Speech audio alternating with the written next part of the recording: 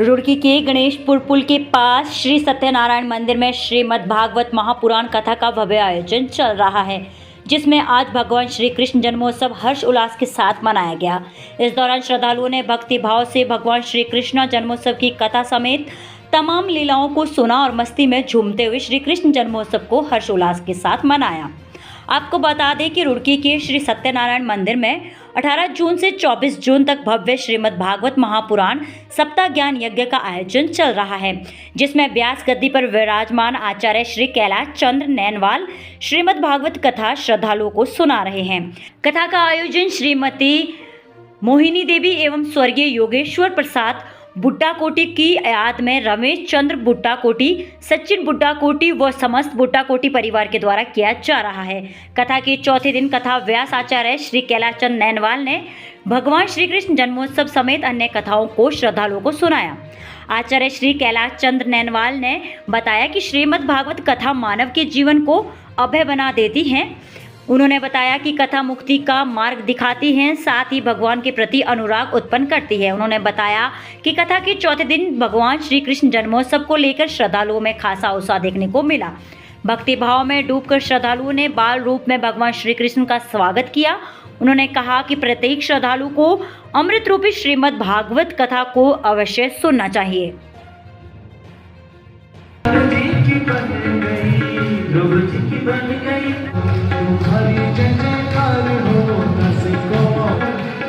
प्रहलाद बचाए बाबा, प्रहलाद बचाए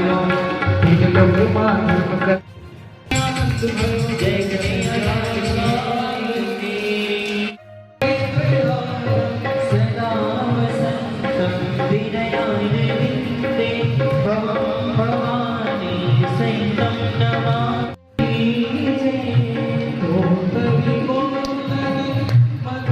जी। आज हमने भगवान श्री कृष्ण का जन्मोत्सव मनाया और भगवान श्री गोकुल में भगवान श्री कृष्ण का जन्मोत्सव मनाया और अन्य भी कथाओं का समावेश किया। हम भागवत के बारे में यही कहते हैं कि सदा सेव्या श्रीमद् भागवती कथा।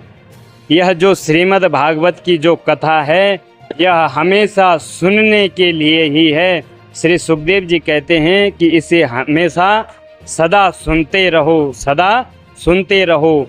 पिबत भागवतम रसमालयम।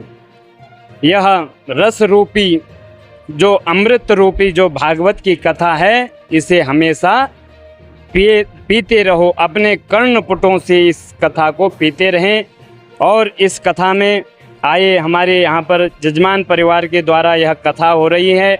अपने समस्त पितरों का उद्धार करने हेतु हम कथा का आयोजन कर रहे हैं। भगवान बालकृष्ण भगवान हम सभी के ऊपर कृपा बनाए रखें और हमारे जजमान के ऊपर विशेष कृपा बनाए रखें। जितने भी भक्त यहाँ पर इस समय कथा श्रवण करने के लिए आए हैं ये सभी भक्तों का भगवान श्री कृष्ण अवश्य ही कृपा करते हैं। यह श्रीमद् भागवत जो महापुराण है ये प्रत्यक्ष भगवान का वांगमय प्रतिस्वरूप यह श्रीमद् भागवत महापुराण है। बोले श्रीमद् भागवत महापुराण की जय। आज के जो विशेष प्रसंग रहे हैं उसमें हमने ध्रुव जी का चरित्र हुआ। बैन प्राचीन बरी का ध्रुव जी के चरित्र से हमें ज्ञात होता है कि हम भगवान का नित्य नाम संकीर्तन करें। भगवान ध्रुव ने भगवान के ओम नमो भगवते वासुदेवाय मंत्र का जाप करते हुए को प्राप्त किया। यह कथा आप सबने सुनी। प्राचीन बरही की कथा सुनी। प्राचीन बरही पशुओं को मारता था और पशुओं को मारता था, इसलिए प्राचीन बरही को नारद जी ने ज्ञान उपदेश दिया कि पशुओं की बलि नहीं करनी चाहिए, है ना। इस प्रकार से मत्स्य अवतार, प्रहलाद जी का नरसिंह अवतार, गजेंद्र मोक्ष की कथा, समुद्र मंथन की कथा, वामन भगवान की कथा और रामचंद्र जी की कथा और भगवान श्री कृष्ण की कथा आज हमने श्रवण किया, नंदोत्सव मनाया। बोले श्रीमद् भागवत महापुराण की जय।